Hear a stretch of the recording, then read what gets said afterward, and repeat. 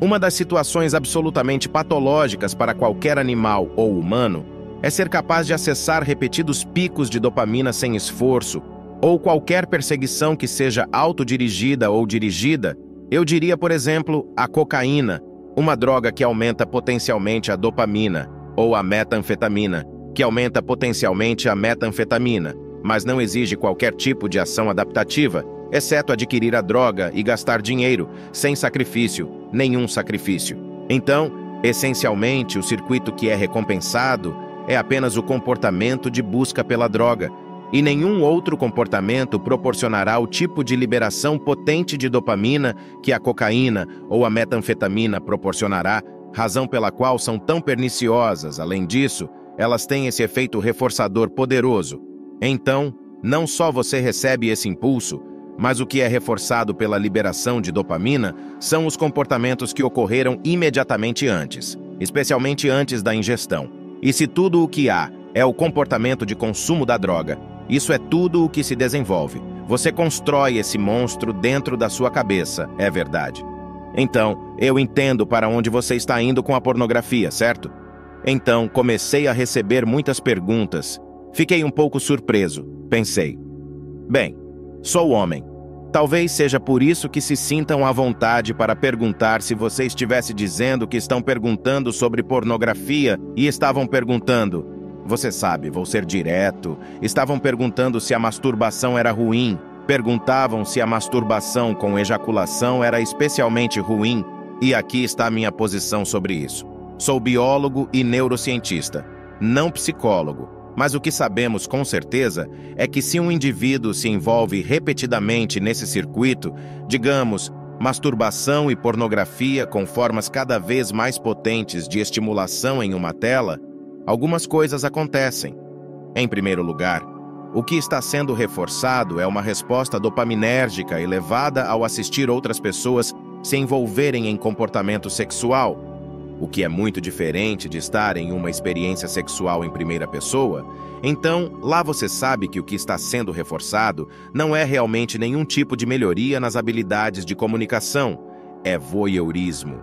E à medida que essas perguntas começaram a surgir cada vez mais, comecei a perceber que havia muitos subtons de pessoas falando sobre o medo ou experiência com disfunção sexual que claramente a pornografia pode levar. E aqui estou falando especificamente sobre homens. Eu realmente não conheço a literatura sobre mulheres, então estou falando sobre mulheres não usarem pornografia visual na mesma medida. Elas usam pornografia literária. Então você começa a pensar, o que acontece na cascata ou no arco de excitação sexual e orgasmo? Inicialmente, há uma dominância parasimpática, o que significa que se alguém estiver muito estressado, na verdade, não pode se envolver em comportamento sexual. A resposta de excitação não ocorre, a ereção é amortecida, mas a resposta real de orgasmo e ejaculação é fortemente associada ao chamado sistema nervoso simpático, que não tem nada a ver com simpatia, tem tudo a ver com uma espécie de resposta ao estresse e depois reverte para uma resposta parasimpática. E esse hormônio, chamado prolactina, aumenta dramaticamente após a ejaculação em homens. O que isso faz? Isso atenua a liberação de dopamina e testosterona por um longo período de tempo, o que faz sentido se a formação de pares, e você sabe, em nossa espécie, em qualquer lugar, existe essa ideia de que outras moléculas seriam trocadas com parceiros, potencial de formação de pares para criar parceiros, etc. Sem entrar em uma grande discussão sobre isso, o ponto é que a masturbação e a pornografia estão tocando potentemente no sistema de dopamina e podem minar os próprios processos, dos quais considero processos saudáveis de encontrar inato. Você sabe, namoro, comunicação eventualmente, se for apropriada, interação sexual, etc. Está minando a formação de pares. E também, então aqui está uma pergunta. Se você está buscando a liberação sexual através da pornografia e passa por todo o ciclo e obtém uma liberação de prolactina, você se apega a si mesmo?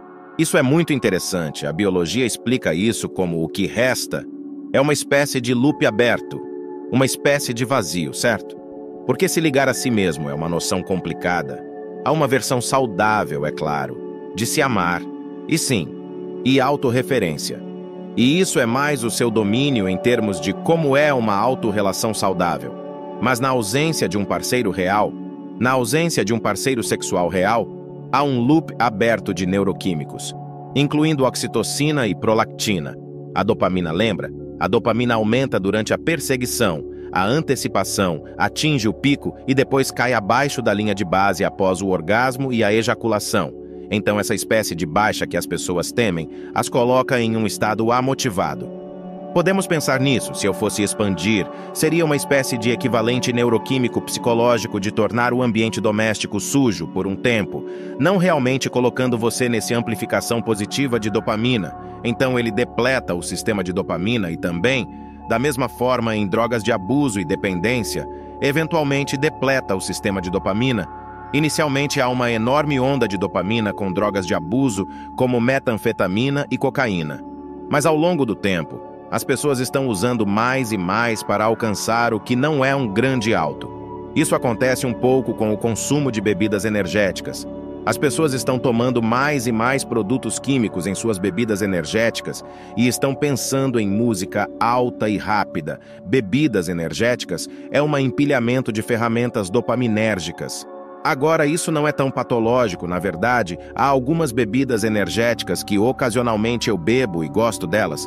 Eu não acho que precisamos ter total medo de buscar ou se envolver em coisas que liberam dopamina, obviamente comportamento sexual saudável, alimentos que amamos, interação social, todas essas coisas podem ser dopaminérgicas. São os grandes picos de dopamina que não estão associados a nenhum esforço prévio ou organização do eu que são particularmente perigosos para o ser humano. Bem, você pode ver que esse é um perigo cardinal da opulência. Então você não pode viciar ratos em cocaína se eles viverem em seus ambientes naturais, certo?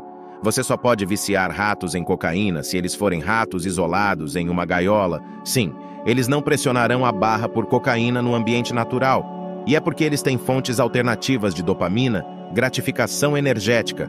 Muito interessante. Então sim, mas é muito interessante que as crianças são pessoas muito ricas que são super indulgentes.